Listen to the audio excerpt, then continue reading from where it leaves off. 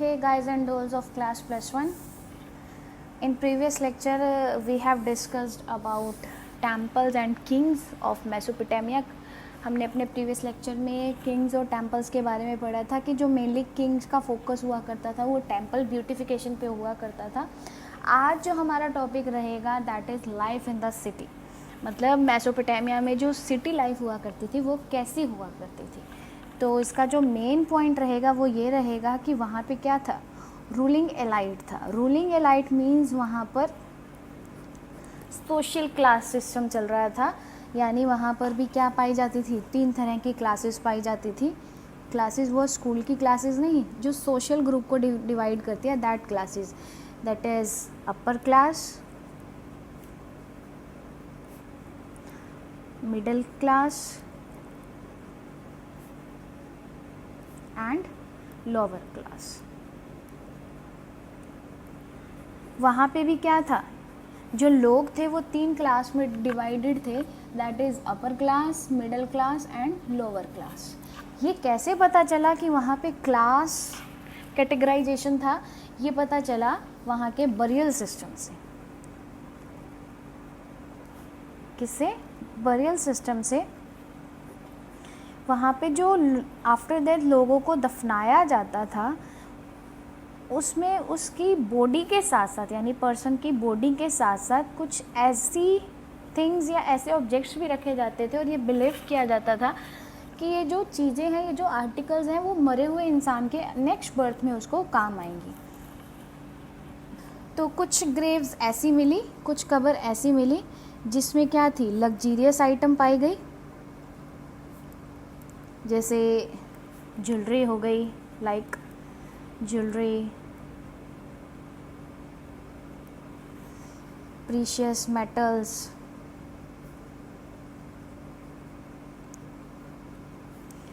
Precious stones, etcetera and etcetera. और कुछ Graves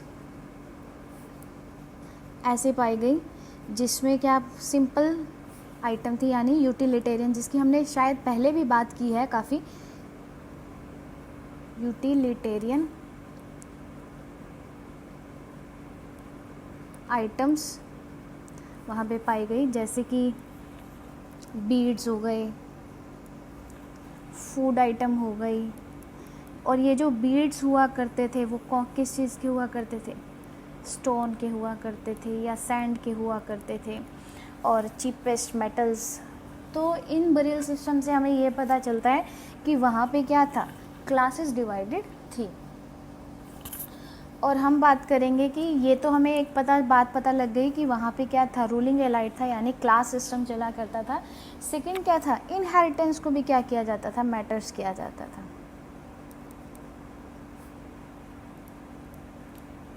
मतलब वही सारा सिस्टम था जैसे कि आज के टाइम चल रहा है कि अगर कोई फादर और मदर है, उनके जो बच्चे हैं, चिल्ड्रन हैं, वो उनके साथ ही रहेंगे, फिर उनके जो बच्चे हैं वो उनके साथ रहेंगे.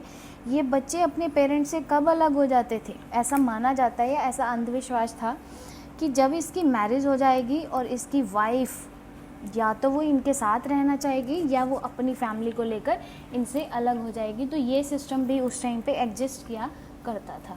और वहाँ का जो मैरिज सिस्टम था as same as today system है. जैसे आज के टाइम में मैरिज सिस्टम है वैसे ही क्या हुआ करता था, पहले भी मैरिज सिस्टम था. कब? जब मेसोपोटामिया सिविलाइजेशन का टाइम था. तो जो मैरिज प्रोसीजर था वो सेम एज टुडेज मैरिज था. जैसे कि सबसे पहले जो बॉय और गर्ल होते हैं उनकी फैमिलीज़ एक दूसरे की फैमिलीज़ को मीट करती है, फिर उनकी जो सेरेमनीज़ होती हैं वो होती है, फिर शादी डिस्कस की जाती है, फिर डॉरी के बारे में बात की जाती है, फिर एक फंक्शन ऑर्गेनाइज़ किया जाता है जिसमें दोनों फैमिलीज़ इकट्ठे बैठ के खाना खाती हैं, फिर जो डॉटर होती है वो उसकी विदाई हो जाती है. ऐसा ही सारा सिस्टम क्या था उस टाइम पे भी इंक्लूडेड था. तो जो जब उसका विदाई टाइम आता है तो जो डॉटर के फादर होते हैं, यानी गर्ल्स के जो फादर होते हैं, गर्ल फादर जो होते हैं, वो क्या करते हैं, उस गर्ल को विदाई के टाइम कुछ गिफ्ट्स आइटम ऑफ़र किया करते हैं, as same as today's system. तो उस टाइम पे भी जो मैरिज सिस्टम था वो बिल्कुल सेम सिस्टम था। तो हमने 3 बातें सीखी अभी तक लाइफ इन द सिटी में। फर्स्ट तो कि वहाँ पे क्लास सिस्टम भी हुआ करता था, इनहेरिटेंस मैटर्स करते थे, एंड जो मैरिज सिस्टम था वो भी as it is same marriage system था। अब हम बात करेंगे वहाँ के स्ट्रक्चर की। किसकी? स्ट्रक्चर की, कि वहाँ का घर वगैरह, वहाँ पे घर वगैरह कैसे हुआ करते थे। सबसे पहले जो एक्सकेवेटेड हुआ था, यानी सबसे पहले जिस सिटी के बारे में पता चला था, एक्सकेवेटेड कहेंगे उस वर्ड को, वो 1930s में, 1930s का मतलब 1930 to 40 का जो टाइम पीरियड था, उस टाइम पीरियड में एक सिटी का पता लगाया गया था। यानी सबसे पहले जिस सिटी की तलाश हुई थी, that cities name is called उर सिटी। तो फर्स्ट टाइम जिसका एक्सकेवेटेड हुआ था, एक्सकेवेशन हुआ था, वो उर सिटी का हुआ था। और उर सिटी का जो स्ट्रक्चर था,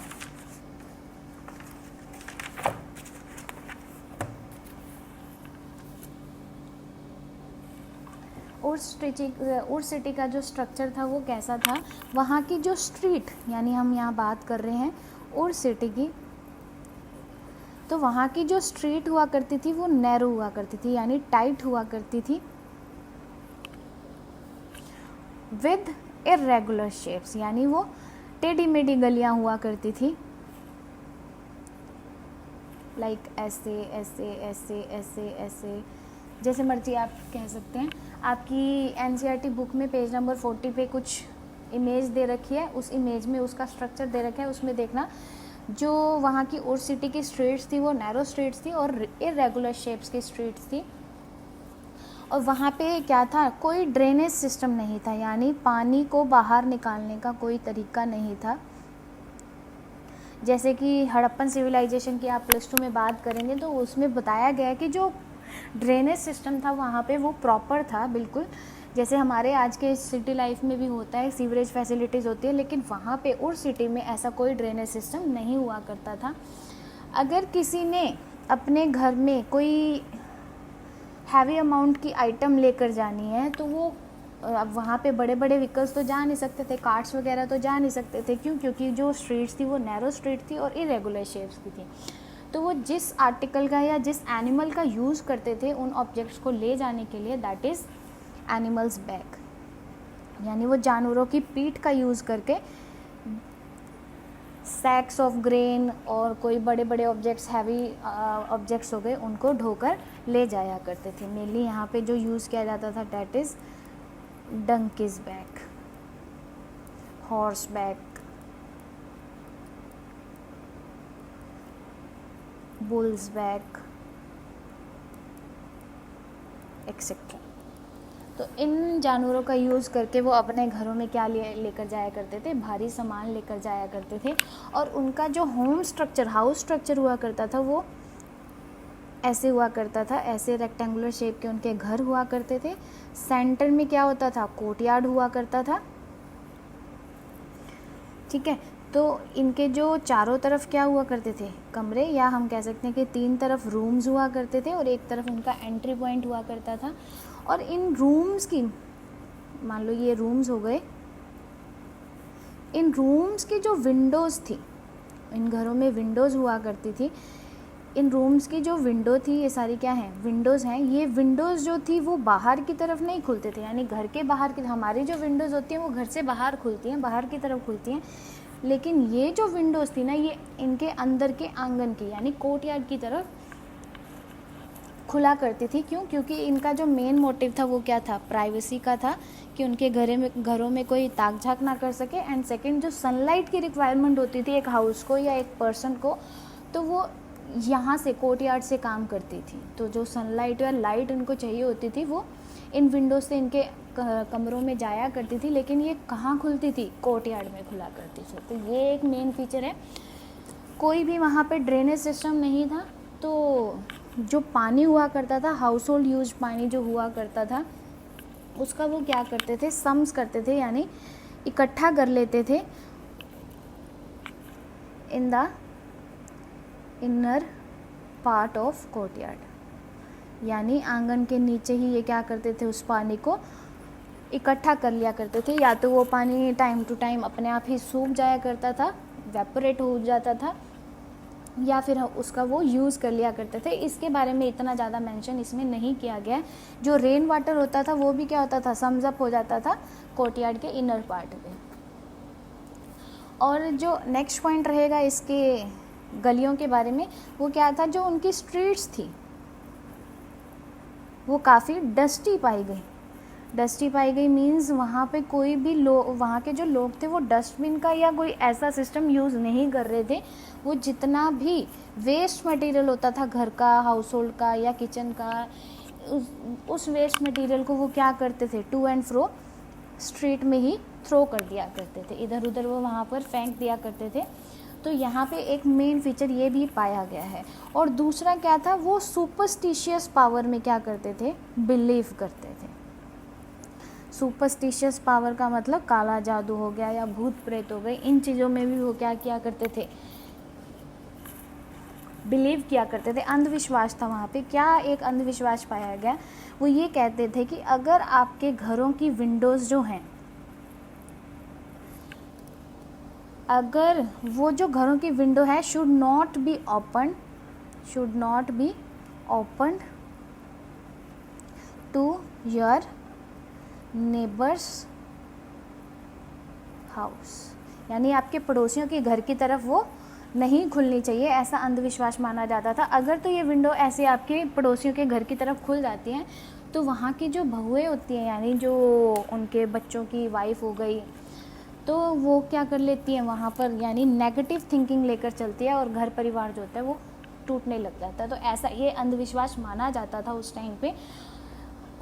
और एक और भी नेगेटिव पॉइंट वहाँ पर पाया गया, वो क्या था कि जो मोस्टली ग्रेव्स हुआ करती थी ना, वहाँ पे ग्रेव यानी कब्रिस्तान वगैरह पाया गया, लेकिन जो मोस्टली ग्रेव्स हुआ करती थी ना वो उनके घरों में ही हुआ करती थी। यानी वो मरे हुए लोगों को कहाँ दफना देते थे, अपने घर में ही। Were made into their houses, mostly graves were made into their houses, उनके घरों में ही क्या बनी हुई थी, ग्रेव्स बनी हुई थी। तो ये थोड़ा उस जगह को हॉन्टेड बना देता था। तो मैंने आपको उर्स सिटी के बारे में बताया कि उर्स सिटी की जो गलियाँ हुआ करती थी वो नैरो हुआ करती थी, इरेगुलर शेप की हुआ करती थी, कोई ड्रेनेज सिस्टम नहीं हुआ करता था। अगर उन्होंने अपने घरों में कोई भारी सामान लेकर जाना है तो वो एनिमल्स बैग का यूज़ करते थे, क्योंकि बुलॉक कार्ट्स वगैरह को ले जाने के लिए वो जो स्ट्रीट्स हुआ करती थी वो फेवरेबल नहीं हुआ करती थी, नैरो स्ट्रीट्स हुआ करती थी। उनके जो घर का स्ट्रक्चर था वो ऐसे था कि सेंटर में कोर्टयार्ड हुआ करेगा और 3 तरफ कमरे होंगे, एक तरफ एंट्रेंस होगी। जो कमरे यानी इन रूम्स की जो विंडोज़ होंगी वो कोर्टयार्ड की तरफ खुलेंगी। और कोई ड्रेनेज सिस्टम नहीं था, जिससे जो पानी था, हाउस होल्ड का पानी जो था, चाहे वो बाथिंग का हो गया, किचन का हो गया, या कोई भी पानी हो गया, उसको वो कोर्टयार्ड के इनर पार्ट में, नीचे वाले हिस्से में जमा कर देते थे। रेन वाटर भी वहीं कलेक्ट किया जाता था। और उनकी जो स्ट्रीट हुआ करती थी वो काफ़ी डस्टी हुआ करती थी, क्योंकि वो जो लोग थे वहाँ पे डस्टबिन वगैरह का यूज़ नहीं करते थे, वो अपने वेस्ट मटेरियल्स को इधर उधर ही क्या कर देते थे, थ्रो कर देते थे। सुपरस्टिशियस पावर में भी बिलीव किया जाता था। एक अंधविश्वास भी कहा गया है कि अगर किसी के घर का दरवाज़ा उनके पड़ोसियों के घर के आगे खुलता है तो ऐसे माना जाता था कि या तो उस बहू की नेगेटिव थॉट्स आ जाएंगे या फिर उसकी किसी के साथ भी बनेगी नहीं। और जो मोस्टली ग्रेव्स हुआ करती थी वो उनके घरों में ही बना दी जाती थी। तो बच्चे आज के लिए इतना ही, अपने नोट्स साथ साथ कर लेना। आई होप आपको ये टॉपिक समझ आ गया होगा। इस चैप्टर पे जो हमारा और टाइम लगना है वो या तो 2 लेक्चर्स लगेंगे, उसके बाद ये चैप्टर फिनिश हो जाएगा। If you have any doubt for this lecture, please let me know about this.